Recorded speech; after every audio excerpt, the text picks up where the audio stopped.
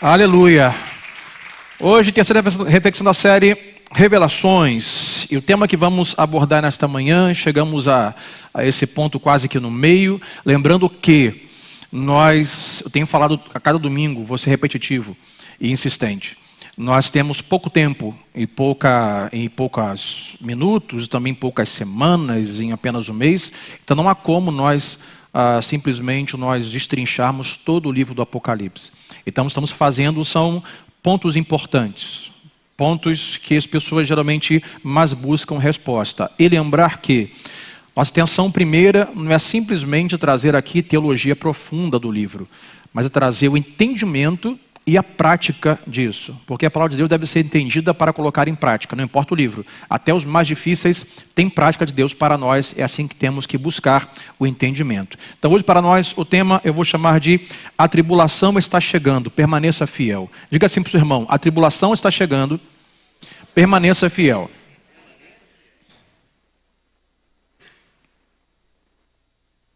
E eu vou te dar um spoiler do que como está a série. Primeira semana nós falamos sobre a volta de Jesus, dizemos, olha, ele está voltando, prepare-se. Lembrar você que todo o material, até o de hoje, você no aplicativo da igreja aí, as notas da mensagem, você já recebeu a notificação, você pode acessar. Se você perdeu alguma reflexão, no aplicativo e no YouTube, tem lá também um vídeo e também notas da mensagem. Primeira semana falamos sobre a volta de Jesus, ele está voltando, prepare-se.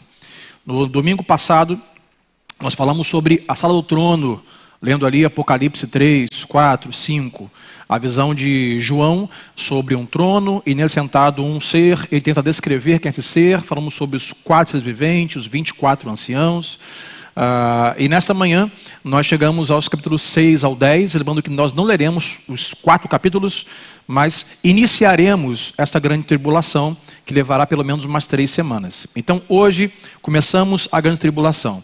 Na semana seguinte, domingo que vem, nós falaremos sobre as 2 testemunhas, a mulher e o dragão. Na outra semana, nós entramos então sobre a besta e o anticristo. E terminamos então o mês de julho, se assim Deus permitir, falando sobre a vitória final de Jesus, novos céus e nova terra. Quem pode dizer amém? Vamos chegar lá se Deus quiser. Mas pastor, alguém perguntaria, por que uma tribulação tem que chegar? Qual o motivo? Qual o propósito? Não tem como evitar? Lembrando que, mais uma vez, não sou especialista no tema, não sou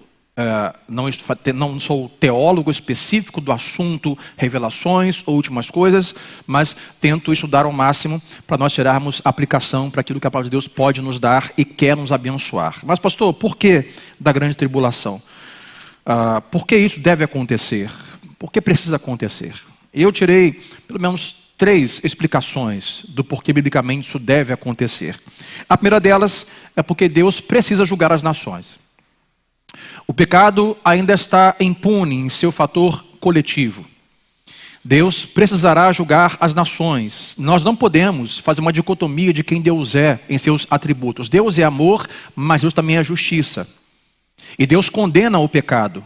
E precisará também, ou então, julgar o pecado, condenar o pecado. Deus, ele vem com seu amor, mas também um dia virá com sua ira, com seu juízo. E não há como separar isso. Por quê? Porque ele é amor, mas ele é santo. E se ele é santo, o pecado o atinge, o confronta. Então ele precisará julgar as nações. Um exemplo que temos, por exemplo, é o próprio Jesus na cruz do Calvário. O que aconteceu foi, Jesus na cruz do Calvário subiu ao Monte Calvário e levou sobre si a ira de Deus, a condenação que era minha, que era sua, nos seus ombros.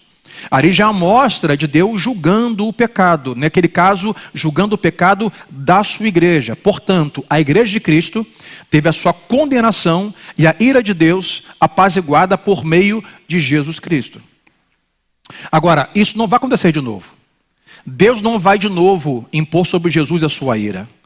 Então, de fato, a ira virá sobre as nações. Agora, a boa notícia é que se para um grupo de pessoas virá condenação, mas para aqueles que estão em Cristo, não mais há condenação. Você recebe e diz amém, você crê?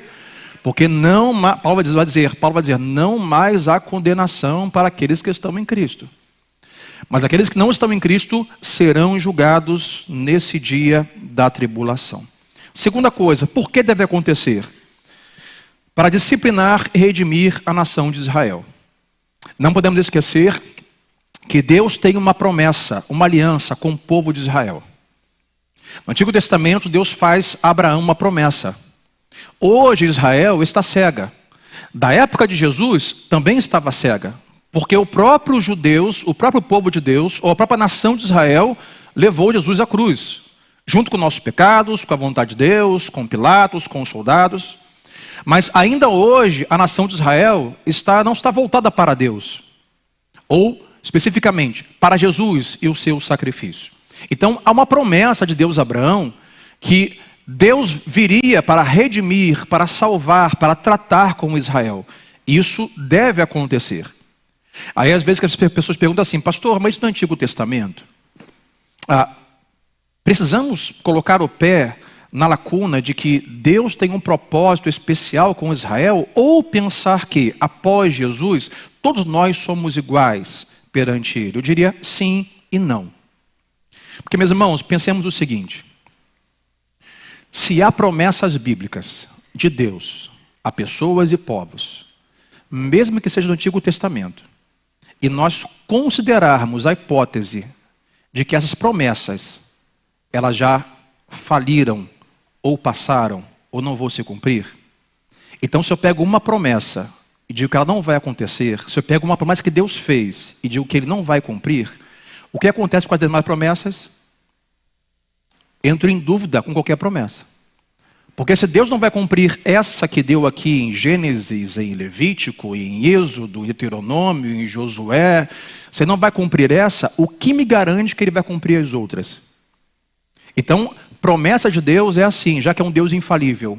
Ou tudo o que prometeu Ele vai cumprir, ou então entramos num colapso de que um Deus que promete não cumpre. Lembrando que aqui são investigações e possibilidades. Lembrar que em tudo que falamos aqui, não nos colocamos no lugar de afirmar categoricamente que como será. Porque os grandes teólogos, que sabem 1000 vezes mais do que eu e você juntos, até hoje estão discutindo e não entram em acordo com isso. Meu papel aqui não é dizer para você assim, olha, esquece tudo o que você ouviu, o que eu estou falando é o que vai acontecer. Não é isso, mas são hipóteses bíblicas, teóricas e históricas. Então, número 2, tratar com o povo de Israel, redimir o povo de Israel, levar o povo de Israel, então, à sua redenção. E terceiro motivo, do porquê a grande tribulação deve acontecer, é para Deus exercer, Deus estabelecer o seu reino milenar aqui na terra. Então vamos começar a ler o texto bíblico, vai comigo até Apocalipse 6, do 15 ao 17. Hoje vamos andar entre o 6 e o 10. Apocalipse 6, do 15 ao 17. Olha o que vai dizer o apóstolo João. Então os reis da terra, os príncipes, os generais, os ricos, os poderosos, vou repetir, os reis, os príncipes, generais, ricos, poderosos, todos os homens, quer escravos, quer livres, nesse dia, esconderam-se em cavernas e entre as rochas das montanhas. Eles gritavam às montanhas e às rochas, caiam sobre nós e esconda-nos da face daquele que está sentado no trono da ira do Cordeiro. É o que eles dizem, rochas, montanhas, caiam sobre nós, nos escondam. Porque a face da ira daquele que vem é pior do que o peso das suas pedras em nós. Esconda-nos. 17. Pois chegou o grande dia da ira deles, e quem poderá suportar? João diz que viu um tempo onde a ira de Deus veio a tamanha sobre as nações, que os mais poderosos ficaram aterrorizados e se esconderam por conta desta ira. O que é Deus? Deus estabelecendo o seu poder e reinado. Comparo isso com a própria palavra de Jesus. Volte comigo até Mateus 24, 21 e 22. Onde o próprio Jesus vai dizer assim, Mateus 24, 21. Porque haverá então grande tribulação, como nunca houve desde o princípio do mundo até agora, e nem jamais haverá. Pense comigo, ora, se nunca houve desse jeito e nunca mais haverá, é a pior delas. Versículo 22. Se aqueles dias não fossem abreviados, que dias da tribulação? Ninguém sobreviveria. Mas por causa dos eleitos, ou seja, do povo, da igreja de Deus, aqueles dias serão abreviados. Jesus está dizendo assim, meus irmãos, final do seu discurso antes da sua morte e ressurreição. Meus irmãos, se preparem, porque virá um dia que as coisas vão ficar aterrorizantes. Esse dia virá e nunca houve outro tão aterrorizante e jamais haverá. E olha, essa tribulação que vocês vão viver, que vai existir, ela passará até um pouco mais rápido, será abreviada por causa dos eleitos. Por causa deles, esse tempo será um pouco mais breve. Por que deve haver tribulação? Número 1, para que julgar as nações. 2, para redimir o povo de Israel. 3, para Deus estabelecer o seu reino na terra. Mas pastor Sandro, como será isso? Quando será isso? Quanto tempo será isso? Bom, existe um calendário profético possível, e eu trouxe para você aqui algumas possibilidades dos que os teólogos até hoje discutem. Diferentes pensamentos de quando Jesus vai voltar. Diferentes pensamentos em relação a esse período, que biblicamente entende-se que serão 7 anos. Alguns vão dizer que serão 7 anos corridos, outros dirão que serão 3,5 com 3,5, vou explicar sobre isso, mas será um tempo breve de 7 anos de grande tribulação, e existem 3 pensamentos, e lá vamos nós, e são esses. Primeiro pensamento chama-se pré-tribulação. O que é isso? Onde os cristãos serão retirados, arrebatados, levados pelo Senhor. Jesus voltará para tirá-los daqui e eles não experimentarão essa tribulação. Ou seja, Jesus vem primeiro levar o seu povo, a grande tribulação acontece. Depois Jesus volta com o seu povo para governar as nações. Essa é a primeira hipótese. Qual é a base bíblica para isso? Temos 2. A primeira base bíblica é Ló, em Sodoma e Gomorra. Quando Deus diz para Abraão, olha, vou acabar com Sodoma e Gomorra por conta do pecado. Isso é um anúncio, um prenúncio de como será a tribulação. Lembrar que o Antigo Testamento todo aponta para o Novo Testamento. Não são histórias desconectas. Então Abraão fala assim, Senhor, mas se tiver 50 justos lá em Sodoma e Gomorra, você vai destruir? Não, não vou. Então procura, não tinha 50. Senhor, se tiver 40, o senhor destrói? Não, pode procurar, não tinha 40. E foi até 10, até 5. No final, só tinha a família de Ló. Então Deus falou a Abraão, vá lá tirar a família de Ló, porque eu vou destruir Sodoma e Gomorra. Então a primeira referência bíblica que aponta para quê? Os justos serão retirados antes do caos acontecer. Segunda referência, a Arca de Noé. Por 100 anos, Deus avisou a Noé e a sua família que então traria chuvas e água e acabaria com tudo. E Noé diz assim, Senhor, mas as pessoas... E Noé ficou 100 anos evangelizando. Sabe quantos se arrependeram? Ninguém. Então Deus tira Noé da sua família do caos, da tribulação, vem as águas e todos são mortos. São 2 bases bíblicas que os teólogos se debruçam para entender a pré-tribulação que nós não vamos experimentar. Alguém diria, pastor, essa é uma boa, hein? Eu estou com esse pessoal aí. Não, pastor Marcão? Já chega, né? Mas há um segundo pensamento, que é o meio da tribulação. Lemos Daniel, por exemplo, Daniel capítulo 9 vai dizer que ele viu um tempo de 70 semanas. Teólogos chamam a tribulação de 2 tempos, 3,5 e 3,5. A ideia é o quê? Há um período de tribulação, mas não tão intenso, onde o anticristo já começa a se levantar, fazer os seus negócios, mas no meio da tribulação, o povo de Deus é retirado e a tribulação se intensifica. Acredita que nessa época o anticristo fará uma aliança com Israel e depois de 3 anos ele vai desistir da aliança e as coisas ficarão um caos de verdade. Então, antes desse caos de 3 anos e meio acontecer, o povo de Deus é retirado, a igreja é retirada no meio da tribulação. Há um terceiro pensamento que é o pós-tribulação. Nesse, ao contrário do primeiro, nós experimentamos os 7 anos de desespero, tribulação, de fomes, de guerra e tudo mais que pode acontecer. Ou seja, passamos aqui os 7 anos de muita tribulação, perseguição. Cristo volta depois dos 7 anos para estabelecer o seu reino. E por que algumas pessoas acreditam nessa hipótese? Pasmem, porque a palavra arrebatamento não consta na Bíblia. Arrebatamento é uma transliteração de uma leitura grega de um texto bíblico. Por exemplo, 1 Tessalonicenses 4,16 e também Apocalipse 3. A palavra arrebatamento não está explícita na Bíblia. Portanto, acreditam-se que nós não seremos arrebatados antes da grande tribulação. Concluo dizendo que são apenas pensamentos.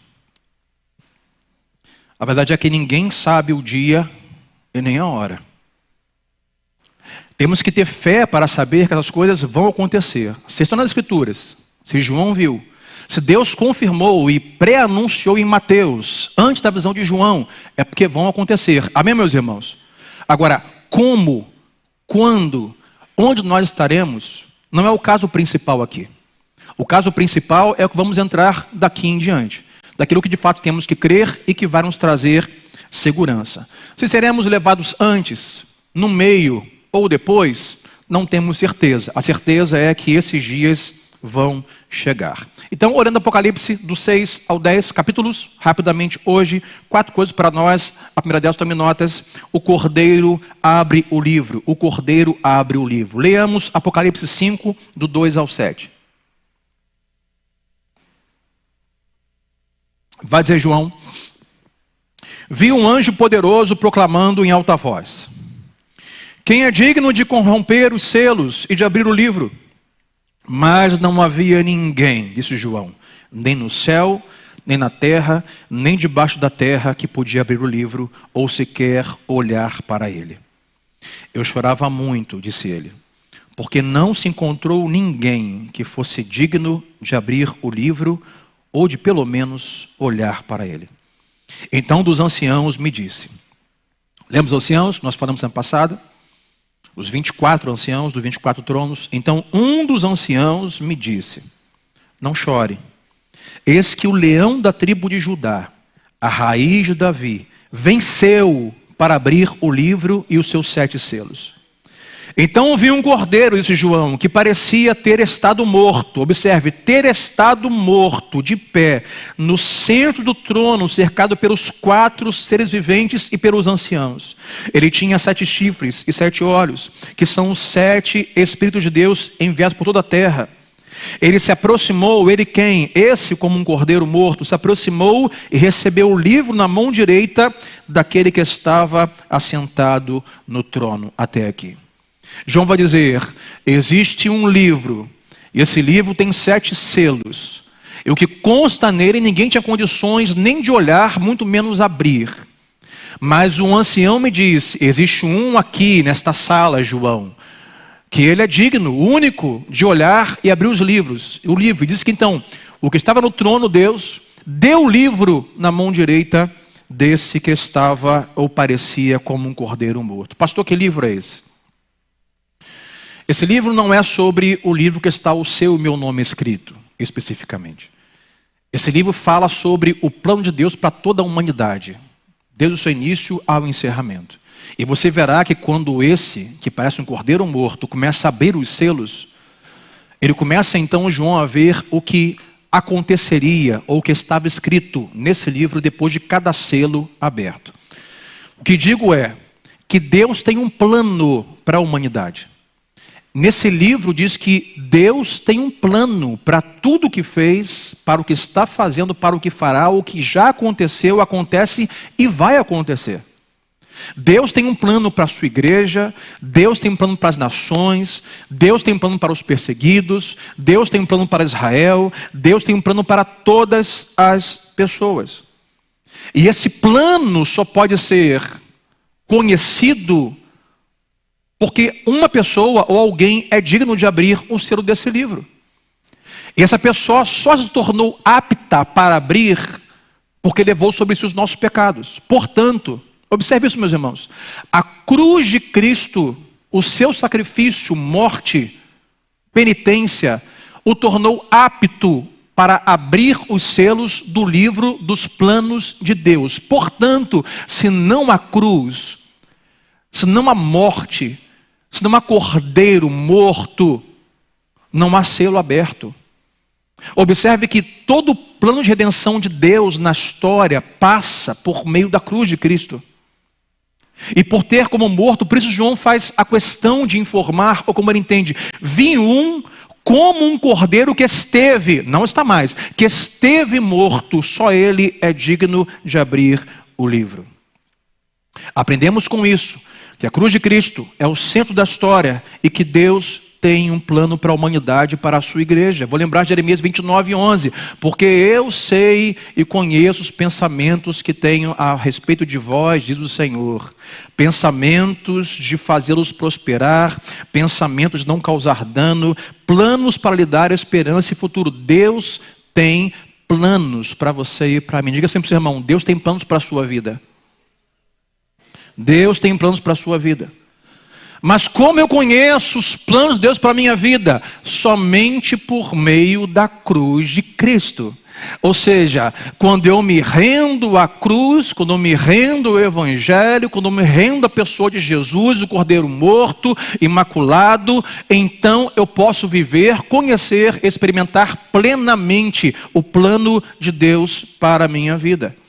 Se Deus tem uma vontade soberana para você e para mim, é por meio do Evangelho e da cruz que nós experimentamos, conhecemos e vivemos. Então, número 1, o Cordeiro é quem abre o livro da história. Segundo, Deus está no controle mesmo durante a tribulação. E aqui é o ponto forte desse sermão para que nós não esqueçamos.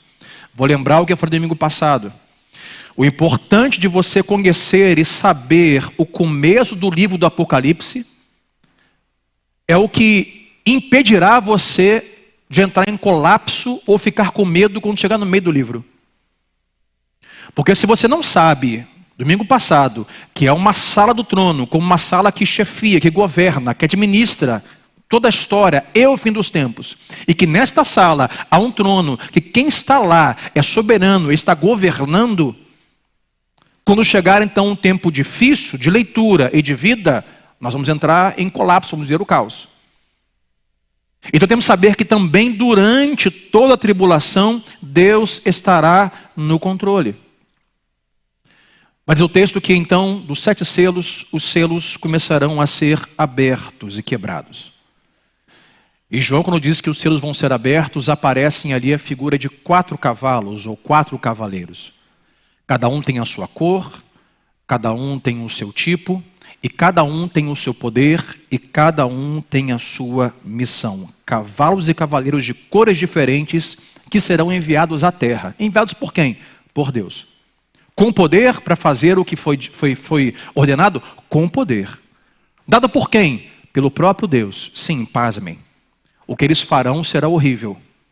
Mas Deus é quem lhes dará o poder para fazer isso. Porém, poder limitado. É Deus quem os envia, é Deus quem os dá poder para fazer isso. Nós leremos e veremos que a Bíblia dá para esses cavaleiros e cavalos tarefas específicas. Mas o mais importante aqui. O mais importante não é só saber quem eles são e o que tem que fazer. Mas o principal é saber que o que são e o que farão faz parte do plano de Deus. E que Deus tem um plano e que Deus está no controle desse plano. Não importa como se parecem, que cores têm, o que vestem. As coisas terríveis que farão. Porque quando eu não tenho a certeza e a fé que tudo faz parte de um plano e quem planejou tem o controle total, eu entro em desespero.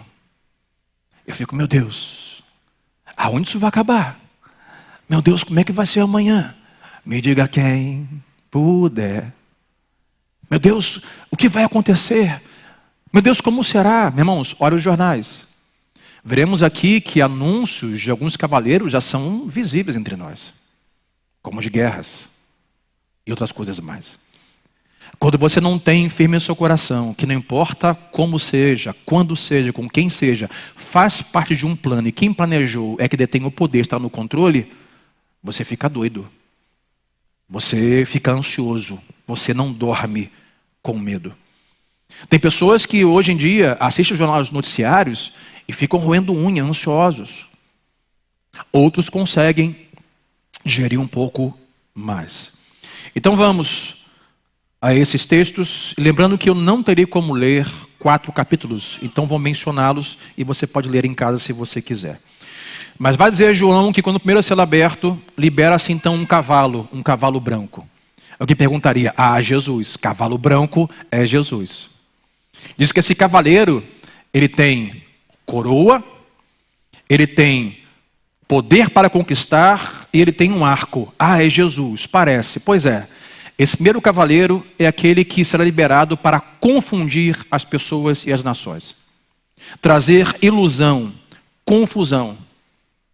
É o tempo onde as pessoas serão confundidas sobre o que é ou não Jesus, o que é ou não Evangelho, o que é ou não de Deus, o que é bom ou ruim, porque esse cavaleiro não é sobre Jesus, é sobre falsificação. Como eu sempre falei aqui já há anos, tudo que Deus constrói, guarde isso, o diabo falsifica. O diabo nunca constrói nada. Ele falsifica o que foi feito para enganar a todos quanto puder. O texto vai dizer que esse cavaleiro, depois leia, ele é um cavaleiro num cavalo branco, ele tem poder de conquistar, de governo, tem uma coroa e um arco. Ora, quando fala sobre Jesus, ele não tem um arco, ele tem uma coroa, poder e tem uma espada. Esse é o cavalo, o tempo do engano, o tempo das falsificações, já estamos vivendo. O tempo do engano, das ilusões, das fantasias sobre relacionamento, felicidade, sucesso, bem-estar, alegria, tudo é falso, são aparências. Sem levar em considerações as falsificações de evangelho, de igreja, de acesso a Deus ou do próprio Deus. Mas lembrando que todo cavaleiro e cavalo que João está vendo após cada selo aberto, eles têm poder para fazer o que vão fazer, mas o poder deles é limitado. Eles não podem ir além daquilo que devem fazer. Lembrando a conversa que houve, possivelmente, entre Deus e o diabo no livro de Jó. Jó disse, olha, o diabo disse, Deus, Jó te serve, é obediente, porque é assim qualquer pessoa, né? Tudo que ele quer o Senhor dá. Aí Deus falou assim, então experimenta, tirar o que ele tem e você verá que ele ainda continuará fiel. Mas só vá até aqui, não tire a vida dele. O diabo, qualquer coisa, pessoa, só vai até onde Deus permite. Esse é o cavalo do tempo do engano. Mas haverá um segundo cavalo, vai dizer João, liberado, que é o cavalo de cor vermelha. Um cavaleiro e um cavalo vermelho, que representam um tempo de guerra. Esse cavaleiro recebeu poder para tirar a paz da humanidade. Tempo de guerra. Tem visto os jornais? Assistiu televisão? Israel, Hamas, guerras, guerras, guerras. Trump se mete. Governo brasileiro é tirado de cena. Aí você pensa, meu Deus, aonde isso vai parar? Até onde você vai? Eu não sei dizer. Eu sei de uma coisa, esse tempo é previsto na Bíblia, tempo de guerra. E o que me traz um pouco mais de segurança é saber que todo esse tempo faz parte de um plano, e esse plano está sob o domínio soberano de Deus na história. Então não fico louco, embora eu fique algumas vezes ansioso ou preocupado, porque eu sou um ser humano como qualquer outro. Tempo de guerra. Mas o terceiro selo é aberto, e agora há um cavalo preto. E esse representa escassez e fome. Haverá um tempo onde haverá escassez e fome. Diz que esse cavaleiro, ao contrário do primeiro branco que carrega um arco, ele carrega uma balança.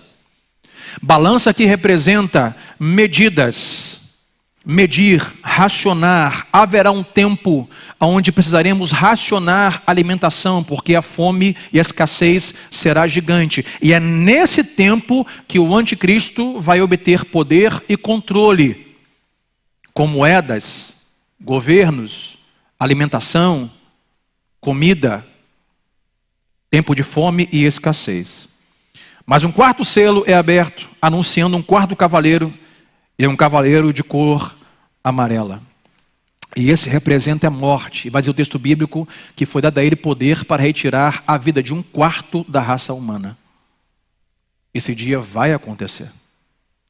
Observe que seja fome, guerra, mortandade, e vai dizer o texto, no capítulo 6, estamos no 6 de Apocalipse, de que esse cavaleiro amarelo tirará um quarto da vida da humanidade usando fome, espada, guerra, peste, escassez. A Covid já passou por aí. E por aí vai. Mas pastor, isso é terrível. Lembre-se que tudo isso faz parte de um plano. Tudo isso está sob o domínio daquele que planejou todos esses dias. E quando chegar mesmo desses dias de tribulação, ou de específicos de fome, de morte, parecerá que tudo está fora do controle. Parecerá que o mundo está sem governo. Parecerá que ninguém mais terá condições de dar conta de nada, ou como será o fim. Mas saiba disso. São nesses dias que aqueles que conhecem a palavra deverão praticar a sua fé e saber que, embora pareça que tudo está fora de controle, ainda há uma pessoa no controle. É por isso que passamos pela sala do trono. Há uma sala de comando do universo, das nações, da humanidade. Alguém que está no controle. Deus está sentado no trono. Não acontecerá nada sem o seu conhecimento ou consentimento. Até as coisas que acontecem, Ele que permitirá ou atribuirá poder, porém poder limitado. Vai até onde é da sua vontade. E nada fugirá da soberania de Deus. O que é soberania? Só Deus é soberano. Quer dizer isso, pastor? Ele faz o que quer, quando quer, como quer, com quem quer. Ele é soberano. Ninguém pode parar ou impedir sua mão. Não cabe a nós aqui nesta manhã julgar e entrarmos nos porquês, mas por quê? Porque todo mundo aqui, se fosse perguntar, teria um segundo melhor plano, sim ou não? Eu faria diferente. Bom, se pensar bem aqui, eu faria diferente. Todo mundo aqui teria um outro plano, e geralmente nosso plano ele faz o quê? Ele privilegia nós mesmos, ele isenta nós mesmos de sofrimento.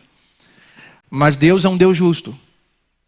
E a boa notícia é não só por saber, mas planejar tudo isso, Ele nos dá um caminho.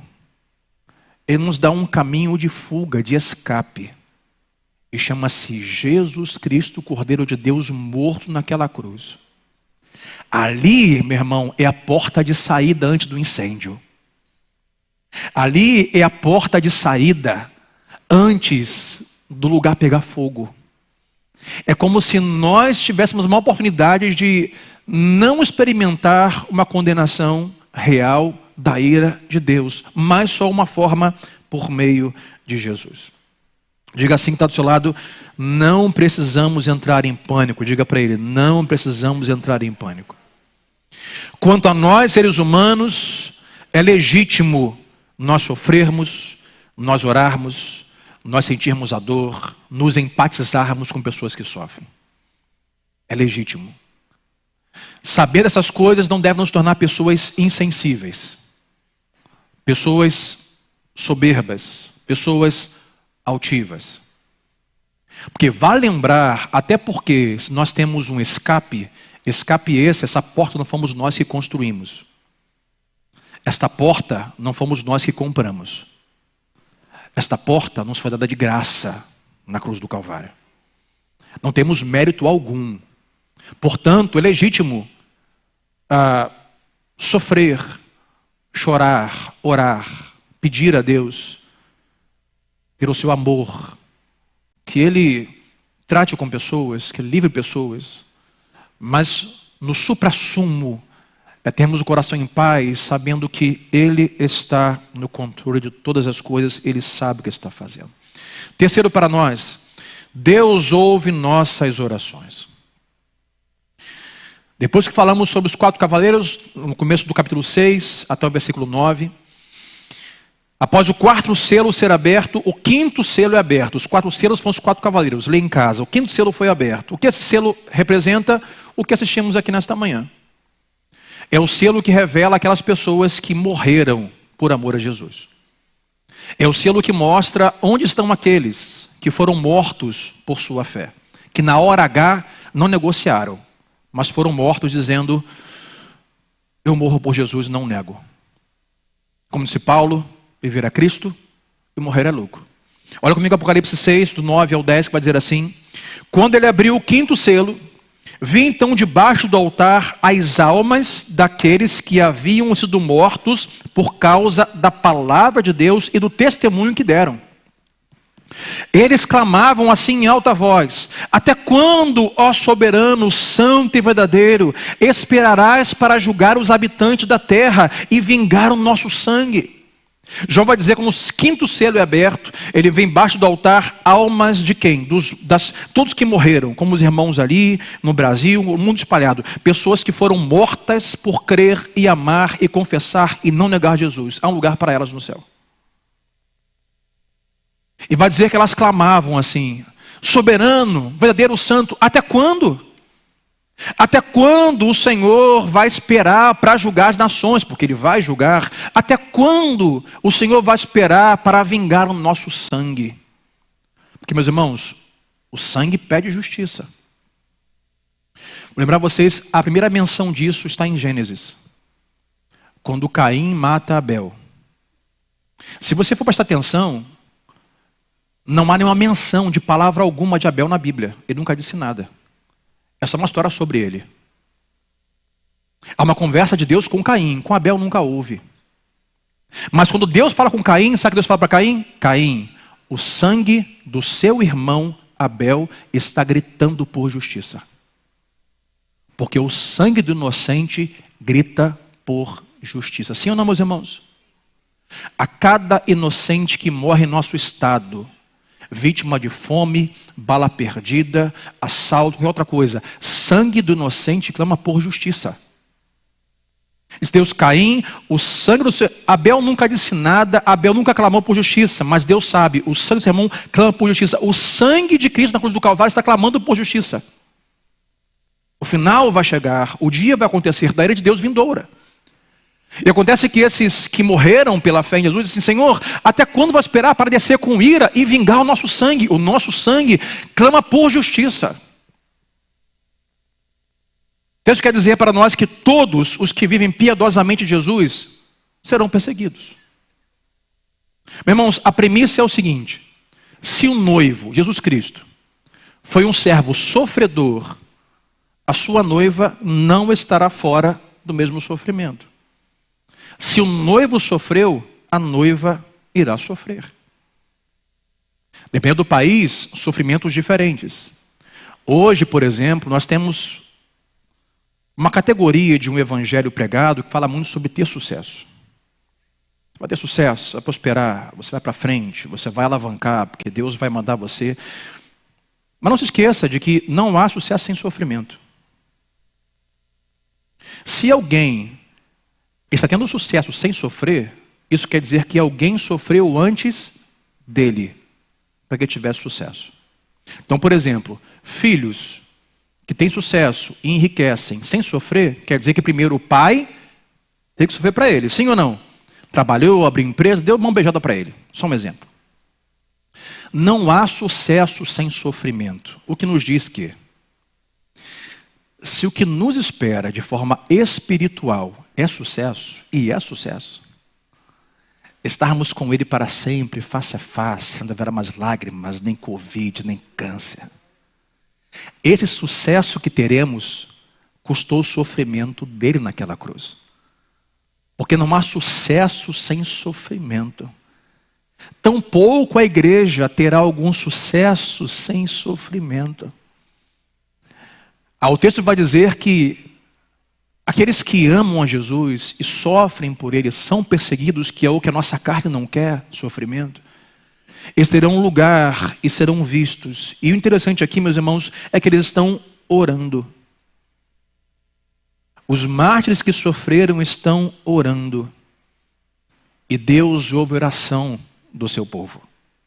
Deus está ouvindo a oração deles. Sabe o que Deus diz? Você depois lê o texto em casa com mais calma, depois do versículo 10. Eles perguntam assim: Deus, por quanto tempo o Senhor vai esperar para vingar o nosso sangue? Sabe o que Deus diz? Há outros que ainda morrerão pelo meu nome e precisam morrer. O que Deus diz é: não só vocês foram mortos por confessarem a mim, mas ainda há alguns que ainda vão ser perseguidos. Alô, Brasil, talvez, quem sabe, que ainda vão ser perseguidos, que ainda vão morrer pelo meu nome. Por isso, eu não posso vingá-los agora, porque eles ainda precisam se juntar a vocês.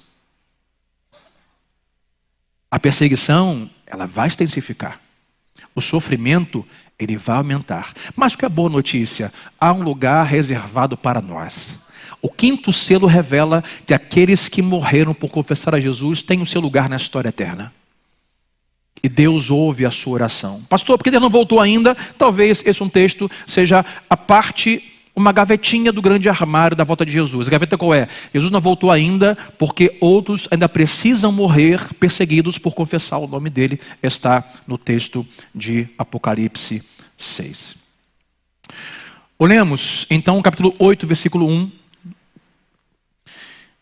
Quando diz que quando ele então abriu o 7º selo, vou pular o 6º, houve silêncio no céu por volta de meia hora.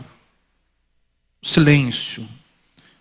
Os mártires estão orando, estão clamando, silêncio. Versículo 2 ao 4. Então, disse João, viu 7 anjos que se acham em pé diante de Deus, e eles foram dadas 7 trombetas. Outro anjo, que trazia um incensário de ouro, aproximou-se e colocou de pé junto ao altar. A ele foi dado muito incenso para oferecer com as orações de todos os santos sobre o altar de ouro diante do trono. E a mão do anjo subiu diante de Deus a fumaça do incenso, juntamente com as orações dos santos. Diga sempre, seu irmão, Deus ouve as suas orações.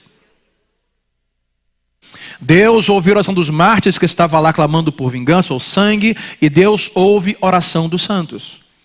É por isso que nós não cessamos de orar, independente de como nós vivamos, do que presenciamos, de onde estamos, do que estamos experimentando, do que estamos vendo, nós precisamos saber que Deus ouve, recolhe todas as nossas orações. Precisamos orar pela igreja perseguida, orar pelo Brasil, pelo Rio de Janeiro, pela igreja de Cristo, pelas pessoas, precisamos orar. Deus ouve as nossas orações. Terceiro, quarto, Deus liberta os seus. Deus tem os seus, e a esses Ele libertará. Ou seja, Deus vai derramar a sua ira sobre todos aqueles que o rejeitaram, ou rejeitaram o nome de Jesus, mas libertará da condenação e da ira todos aqueles que se prostraram ao nome de Jesus. Olha comigo o texto, Apocalipse 7, versículo 2 ao versículo 4, que vai dizer assim: Então vi outro anjo subindo do oriente, tendo o selo do Deus vivo. Ele bradou em alta voz aos 4 anjos, a quem havia sido dado poder para danificar a terra e o mar. O que disse esta voz a esses anjos que receberam poder para danificar a terra e o mar? O que ele disse, versículo 3, não danifiquem nem a terra, nem o mar, nem as árvores, até que selemos as testas dos servos do nosso Deus. Então ouvi, disse João, o número dos que foram selados, 144.000 de todas as tribos de Israel, até aqui. Qual é o contexto aqui? Mais uma vez, talvez aquilo que anda posterga, que atrasa o dia da tribulação da volta do Senhor. E João, eu vi então 4 anjos celestiais que estavam prontos e receberam poder para destruir terra e destruir mar. Mas uma voz os parou dizendo, não façam isso ainda. Por quê? Porque ainda há meus na humanidade que eu preciso selar. Nos diz muitas coisas. A primeira delas é que tem pessoas, parentes seus, amigos seus, mulheres seus, não foram selados, mas Jesus já sabe que são dele. Ele vai selar. Porque quem é do Senhor, meu irmão, é do Senhor. E aqui vai mais escandaloso, porque nós não somos nós que escolhemos a Deus, é Ele quem nos escolhe. Não somos nós que encontramos a Deus, porque perdidos somos nós. Ele não está perdido, é Ele que nos encontra, nós somos os perdidos. Então tenha fé e continue orando pelo seu parente, pelo seu amigo. Porque Deus ainda tem gente sua neste mundo que Ele ainda vai selar até a sua volta. Não desista. Não desçam, não aterrorizem, não destruam. Ainda há gente minha lá que falta eu selar, eu comprar, eu marcar, eu salvar, eu redimir, eu justificar. A verdade, João, eu ouvi uma voz que dizia a quantidade disso, 144 mil. Pastor, mas isso é pouco, né? Só no Brasil tem mais de 200 milhões, é muito pouco. O que seria os 144 mil? E aqui vou partindo para o meu encerramento. Alguns teólogos dizem que esse número é literal. Literal de que maneira? 12 tribos de Israel, Antigo Testamento, e 12 mil pessoas de cada tribo. O que firmaria essa palavra na promessa que Deus fez a Israel. Então aqui é um texto específico da aliança de Deus com Israel. Não termina tudo, porque Israel ainda está cega a meu respeito. Ainda preciso salvá-los. É uma vertente. A segunda vertente não é literal, é simbólico. É 12 vezes 12 vezes 1000. Eu contei, dá 144 mil. 12 apóstolos, 12 tribos, Antigo Testamento. 12 apóstolos, Novo Testamento. 1000 representando muitas pessoas. Quer dizer, gente de toda língua, povo, tribo, nação, não especificamente Israel, mas fala sobre muitas pessoas de muitos lugares, de muitos países, etnias, que ainda precisam ser selados pelo Cordeiro. Literal ou não, termino dizendo o quê? O que aprendemos nesse pedaço do nosso sermão? Que Deus mede e conhece os seus. João foi específico. Eu ouvi uma voz que dizia 144 mil. O que isso quer dizer? Literal ou não, é que Deus mede, Deus conhece o que é seu, quem é seu, e não perde nada nem ninguém. Deus sabe exatamente quem é seu. Ele sabe exatamente quantos são os seus. Ele sabe exatamente onde estão os seus. Deus não está perdido em conta ou esquecimento. Ih, será que eu esqueci de alguém? Deus sabe quem e quantos são os seus. Eu vou te dar uma memória e trazer uma avaliação, uma reflexão do Antigo Testamento. O profeta Elias. Uma comparação. Elias está depressivo, angustiado, sozinho, fugindo de Jezabel, que é a sua cabeça. Ele se esconde numa caverna, fala assim: Senhor, me mata, tira minha vida, eu não aguento mais, estou sozinho. Estou sozinho, Senhor. Estou sozinho. Ele repete: estou sozinho, Senhor. A Deus com os braços vira para ele e fala assim: Elias, você não está sozinho. O que Deus diz, ele é específico numericamente. Sim ou não? Ainda existem 7.000 que não se dobraram para Baal. Deus está dizendo: Elias, eu sei quem são os meus. E não é só você. Eu sei quantos eu tenho. E agora são 7.000. Meu irmão, perceba isso. Deus mede o que tem. Deus conhece o que tem. A sua vida, a sua história. Nenhuma pessoa foge do controle, da sabedoria, da sapiência, da soberania de Deus. Deus conhece você. Deus olha você. Deus percebe você. Você não está isolado em um mundo sem saber onde está Deus, o que está fazendo, com quem está ou com quem estou. Deus mede e conhece todos que são seus, até mesmo aqueles que ainda não sabem que são dele, até mesmo aqueles que não sabem que serão dele, melhor dizendo. De repente o seu tio, o seu pai, a sua mãe não tem ideia que ele será do Senhor. Ele já sabe: você será meu. Está aqui, ó. João viu 144.000, multidão de pessoas que serão seladas, e por isso ele ainda não voltou. Então continue orando, continue pregando, continue evangelizando. Não faz diferença se será um judeu, será um africano, será um carioca, será um morador de um engenho pequeno. Não importa. Está precisando muito. Não importa quem nem onde, mas Deus ainda há de agraciar muitos e muitos e muitos. Termino dizendo, meu irmão, que Deus sabe quem são os seus.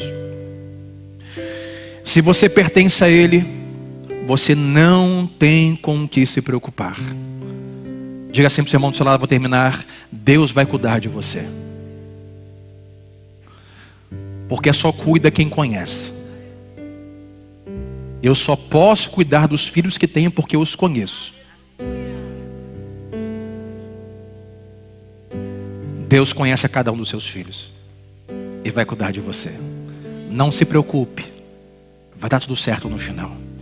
Você recebe essa palavra hoje? Levante suas mãos, aplauda o Senhor esta manhã.